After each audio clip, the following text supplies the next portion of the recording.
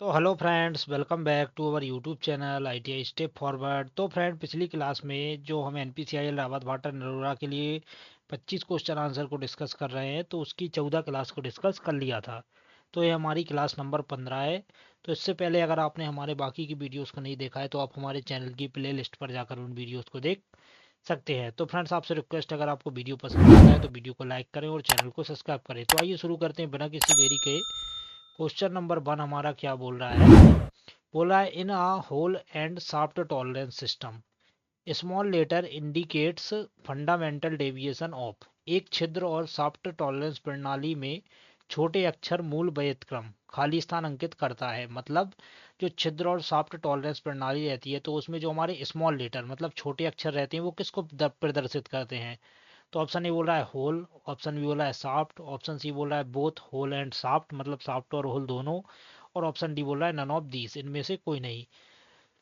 तो फ्रेंड, जो हमारा टॉलरेंस ग्रेड रहते हैं जिसमें होल और सॉफ्ट रहते हैं तो उसमें जो हमारी स्मॉल लेटर रहता है तो उससे हम किसको दर्शाते हैं? तो उससे हम सॉफ्ट को दर्शाते हैं।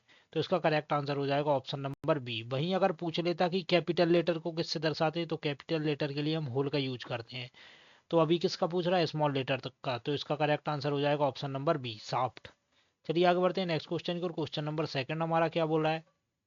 सेकंड नंबर क्वेश्चन बोल रहा है, what is the included angle of ISO metric thread. ISO metric thread का सन्निहित कोण क्या होता है? जो हमारी आईएसोमेट्रिक थ्रेड रहती है इसका पूरा नाम रहता है इंटरनेशनल स्टैंडर्ड ऑर्गेनाइजेशन। तो जो आईएसोमेट्रिक थ्रेड रहती है तो उसका कोण कितना होता है? तो ऑप्शन ए बोला है 55 डिग्री, ऑप्शन बी बोला है 60 डिग्री, ऑप्शन सी बोला है 29 डिग्री, ऑप्शन डी बोला है 45 डिग्री। तो फ्रेंड, जो हमारा क्वेश्चन नंबर सेकंड है इसका करेक्ट आंसर हो जाएगा ऑप्शन नंबर बी। जो हमारी आईएसोमेट्रिक थ्रेड रहती है उसका एंगल 60 डिग्री होता है। चलिए आगे बढ़ते हैं नेक्स्ट क्वेश्चन की ओर। क्वेश्चन नंबर थर्ड हमारा क्या बोल रहा है? थर्ड नंबर क्वेश्चन बोल रहा है, single V and single U joints are use for sheet about. चादर में जो हमारा सीट मेटल रहता है तो चादर में प्रयुक्त होने वाले एकल वी तथा एकल यू जोड़ होते हैं। तो ऑप्शन ए बोला है 10 से 15 mm मोटाई के, ऑप्शन बी बोला है 5 से 10 mm मोटाई के, ऑप्शन सी बोला है 15 से 20 mm मोटाई के, ऑप्शन डी बोला है 3 से 5 mm मोटाई के। तो फ्रेंड, जो हमारा क्वेश्चन नंबर थर्ड है इसका करेक्ट आंसर क्या होगा? तो जो हमारा सीट मेटल में सिंगल वी और सिंगल यू जो जोड़ रहते हैं तो उसमें 5 से 10 mm तक मोटाई की सीटों का प्रयोग किया जाता है। तो इसका करेक्ट आंसर हो जाएगा ऑप्शन नंबर बी। चलिए आगे बढ़ते हैं नेक्स्ट क्वेश्चन की ओर। क्वेश्चन नंबर फोर हमारा क्या बोल रहा है? क्वेश्चन नंबर फोर हमारा बोल रहा है, are rivet consist of head body and. Rivet में हेड बॉडी और खाली स्थान होता है। तो ऑप्शन ए बोला है नेक, ऑप्शन बी बोला है बॉडी, ऑप्शन सी बोला है टेल, ऑप्शन डी बोला है पायलट। तो फ्रेंड, जो हमारी रिबिट रहती है उसमें क्या क्या रहता है? हेड रहता है, बॉडी रहता है और क्या रहता है? टेल रहता है। तो इसका करेक्ट आंसर हो जाएगा ऑप्शन नंबर सी। रिबिट में क्या क्या रहता है? हेड, बॉडी और टेल। चलिए आगे बढ़ते हैं नेक्स्ट क्वेश्चन की। क्वेश्चन नंबर फाइव हमारा क्या बोल रहा है? फाइव नंबर क्वेश्चन बोल रहा है, which type of spring is use for tensile load. किस प्रकार के स्प्रिंग टेंसाइल लोड के लिए प्रयोग किए जाते हैं? मतलब जो हमारा टेंसाइल लोड रहता है तो उसके लिए किस स्प्रिंग का यूज किया जाता है? तो ऑप्शन ए बोला है लीफ स्प्रिंग, ऑप्शन बी बोला है बायर स्प्रिंग, ऑप्शन सी बोला है helical tension spring, option D बोला है कोनिकल डिस्क स्प्रिंग। तो फ्रेंड, जो हमारा क्वेश्चन नंबर फाइव है इसका करेक्ट आंसर हो जाएगा option number C, helical tension spring. जो हमारा टेंसाइल लोड के लिए उपयोग किया जाता है तो वो हमारा हेलिकल टेंशन स्प्रिंग रहता है। तो इसका करेक्ट आंसर हो जाएगा ऑप्शन नंबर सी। और फ्रेंड्स, अगर आपने हमारे स्प्रिंग चैप्टर के वीडियो को नहीं देखा है जिसमें हमने स्प्रिंग को डिस्कस किया है तो आप हमारे चैनल की प्लेलिस्ट पर जाकर जो हमने फिटर थ्योरी के फुल कोर्स की जो वीडियोस डाली हैं तो उनको आप जाकर देख सकते हैं। तो इसका करेक्ट आंसर क्या हो जाएगा? Option number C. चलिए आगे बढ़ते हैं नेक्स्ट क्वेश्चन की और। क्वेश्चन नंबर सिक्स हमारा क्या बोल रहा है? सिक्स नंबर क्वेश्चन बोला है, what is the other name of non return बाल्ब। नॉन रिटर्न बाल्ब का दूसरा नाम खाली स्थान होता है। जो हमारा नॉन रिटर्न बाल्ब रहता है पाइप फिटिंग में, तो नॉन रिटर्न बाल्ब का दूसरा नाम क्या होता है? तो ऑप्शन ए बोला है गेट बाल्ब, ऑप्शन बी बोला है रिफ्लेक्स बाल्ब, ऑप्शन सी बोला है सिल्यूअस बाल्ब, ऑप्शन डी बोला है ग्लोब बाल्ब। तो फ्रेंड, जो हमारा क्वेश्चन नंबर सिक्स है इसका करेक्ट आंसर क्या हो जाएगा? इसका करेक्ट आंसर हो जाएगा ऑप्शन नंबर बी। जो हमारा नॉन रिटर्न बाल्ब रहता है उसको रिफ्लेक्स बाल्ब भी बोलते हैं। तो नॉन रिटर्न बाल्ब का दूसरा नाम क्या होता है? रिफ्लेक्स बाल्ब। चलिए आगे बढ़ते हैं नेक्स्ट क्वेश्चन की ओर। क्वेश्चन नंबर सेवन क्या बोल रहा है? सेवन नंबर क्वेश्चन हमारा बोल रहा है, which of the fitting is use to join at pipes at 90 degree angle. निम्नलिखित में से कौन सी पाइप फिटिंग पाइपों को 90 डिग्री पर जोड़ने का कार्य करती है या काम में आती है? तो ऑप्शन ए बोल रहा है एल्बो, ऑप्शन बी बोला है बैंड, ऑप्शन सी बोला है निप्पल, ऑप्शन डी बोला है सॉकेट। तो फ्रेंड्स हमारी कौन सी पाइप फिटिंग है जो पाइप को 90 डिग्री पर मोड़ने के काम आती है? तो वो रहती है हमारी एल्बो। तो इसका करेक्ट आंसर हो जाएगा ऑप्शन नंबर ए। फ्रेंड्स अगर वीडियो पसंद आ रहा है तो वीडियो को लाइक जरूर कर दें। चलिए आगे बढ़ते हैं नेक्स्ट क्वेश्चन की ओर। क्वेश्चन नंबर 8 हमारा क्या बोल रहा है? 8 नंबर क्वेश्चन बोल रहा है thumb rule for tap drill size is normally taken as. Thumb rule के लिए ट्रैप ड्रिल का नाप साधारणतः खाली स्थान लिया जाता है। जो हमारा थंब रूल रहता है तो उसके लिए जो हमारा ट्रैप ड्रिल रहता है तो उसका साइज कैसे लिया जाता है? तो ऑप्शन ए बोला है 0.60, ऑप्शन बी बोला है 0.75 डी, ऑप्शन सी बोला है 0.8 डी, ऑप्शन डी बोला है 1.5 डी। तो फ्रेंड जो हमारा क्वेश्चन नंबर 8 है इसका करेक्ट आंसर क्या हो जाएगा?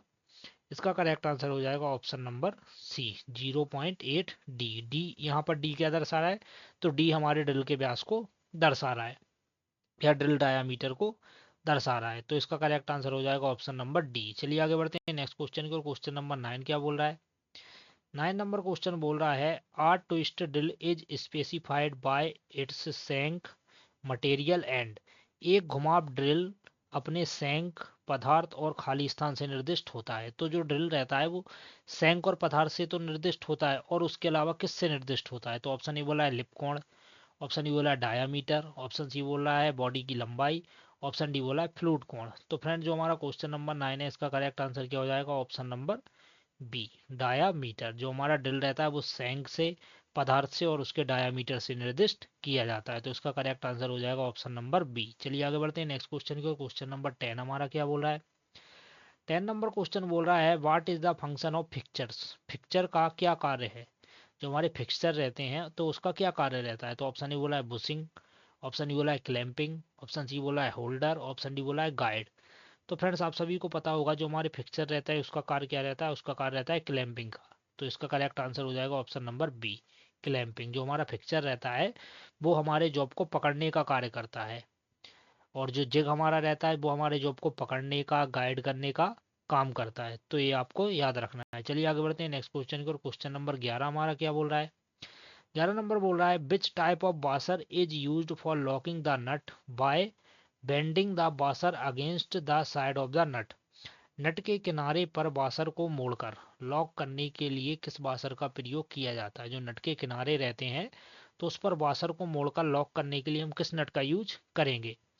सॉरी किस बासर का यूज करेंगे? तो ऑप्शन ए बोला है टैप बासर, ऑप्शन बी बोला है लॉकिंग प्लेट, ऑप्शन सी बोला है स्प्रिंग बासर, ऑप्शन डी बोला है लॉकिंग बासर विथ लग, मतलब लॉकिंग बासर लग के साथ।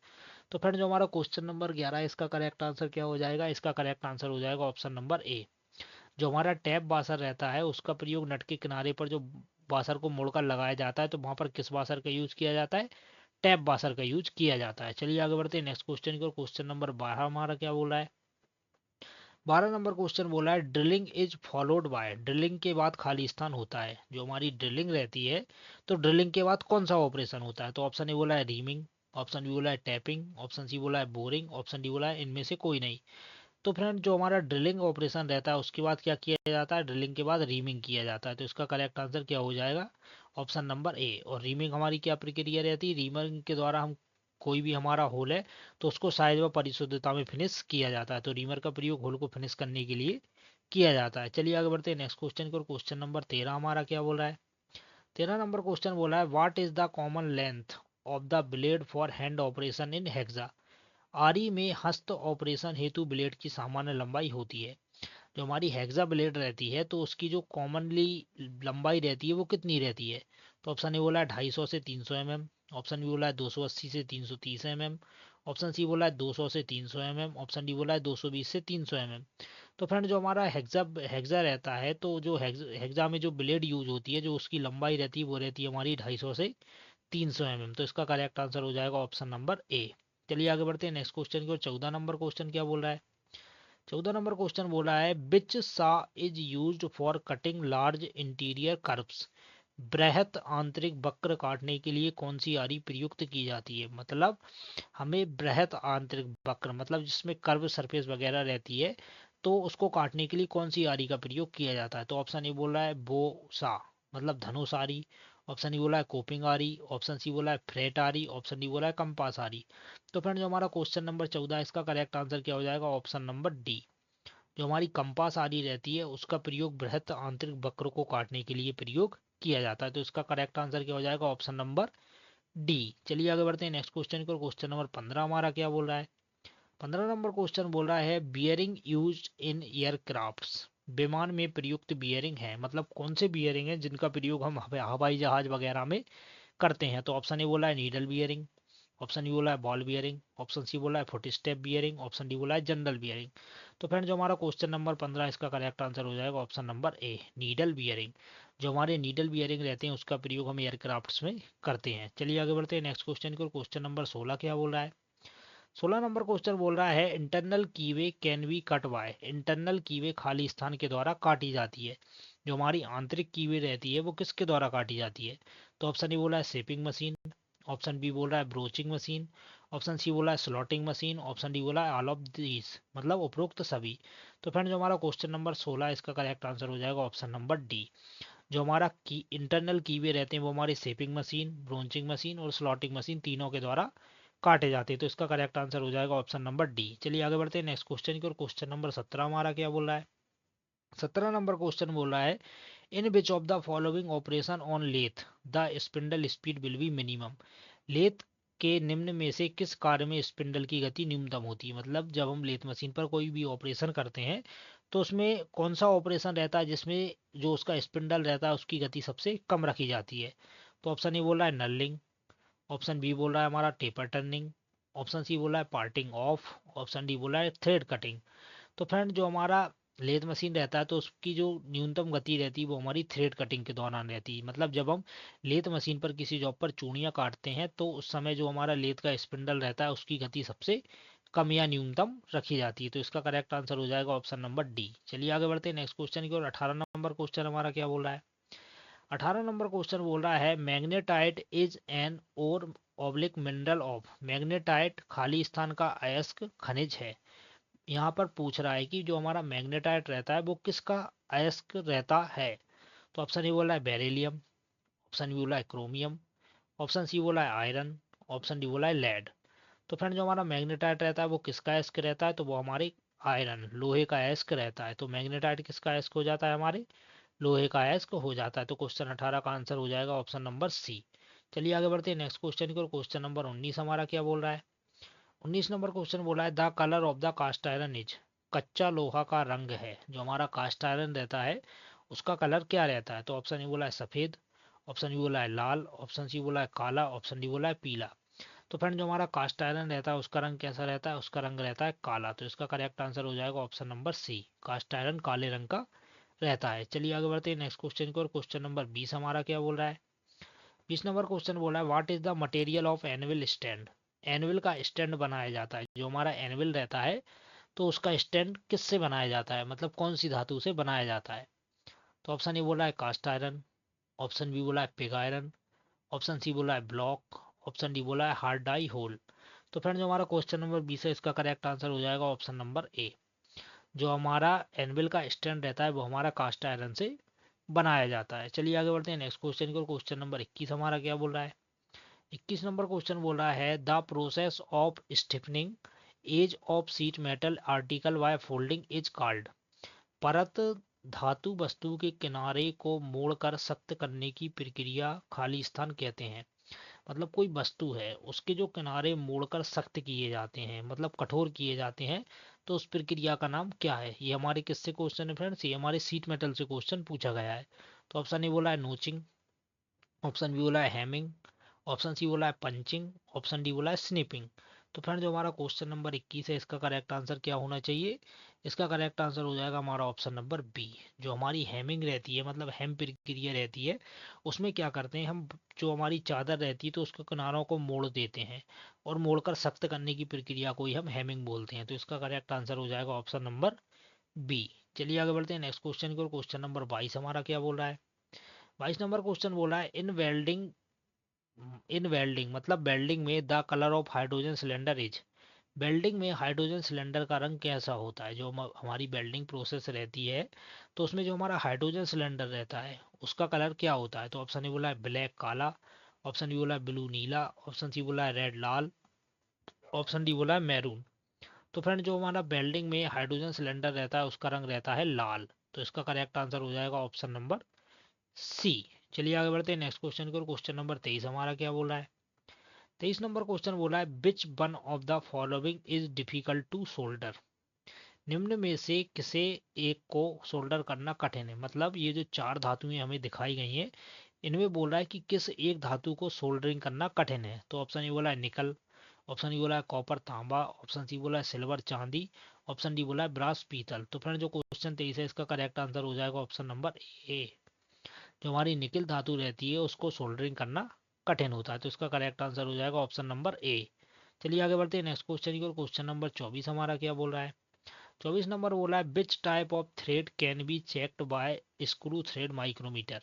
स्क्रू थ्रेड माइक्रोमीटर से खालिस्तान चूड़ी चेक होती हैं। जो हमारा स्क्रू थ्रेड माइक्रोमीटर रहता है तो उससे कौन सी चूड़ी चेक होती है? तो ऑप्शन ए बोला है स्क्वायर थ्रेड, ऑप्शन बी बोला है भी थ्रेड, ऑप्शन सी बोला है एक्मी थ्रेड, ऑप्शन डी बोला है ट्रोपेजोइडल थ्रेड। तो फ्रेंड जो हमारा स्क्रू थ्रेड माइक्रोमीटर रहता है उससे कौन सी थ्रेड चेक की जाती है? उससे भी थ्रेड चेक की जाती है। तो इसका करेक्ट आंसर हो जाएगा ऑप्शन नंबर बी। चलिए आगे बढ़ते हैं नेक्स्ट क्वेश्चन की ओर जो कि हमारी वीडियो का लास्ट क्वेश्चन है। क्या बोल रहा है what is the point angle of prick punch. Prick punch का कोण कितना रखा जाता है? जो हमारा प्रिक पंच रहता है उसका एंगल कितना डिग्री रखा जाता है? तो ऑप्शन ए बोला है 90 डिग्री, ऑप्शन बी बोला है 60 डिग्री, ऑप्शन सी बोला है 30 डिग्री, ऑप्शन डी बोला है 45 डिग्री। तो जो क्वेश्चन 25 है इसका करेक्ट आंसर हो जाएगा ऑप्शन नंबर सी। जो हमारा प्रिक पंच रहता है उसका पॉइंट एंगल 30 डिग्री पर ग्राइंड किया जाता है। तो फ्रेंड्स ये थे हमारी वीडियो के 25 क्वेश्चन। फ्रेंड्स ये जो हमारे क्वेश्चन है इसमें हार्ड लेवल से लेके लो लेवल मतलब बेसिक टू एडवांस सभी प्रकार के क्वेश्चन आंसर को डिस्कस किया जा रहा है। तो फ्रेंड्स अगर आपको वीडियो पसंद आए हो तो वीडियो को लाइक करें और फ्रेंड्स हमारे चैनल को तो पक्का से सब्सक्राइब करें। तो मिलते हैं इसके नेक्स्ट पार्ट में, तब तक के लिए जय हिंद।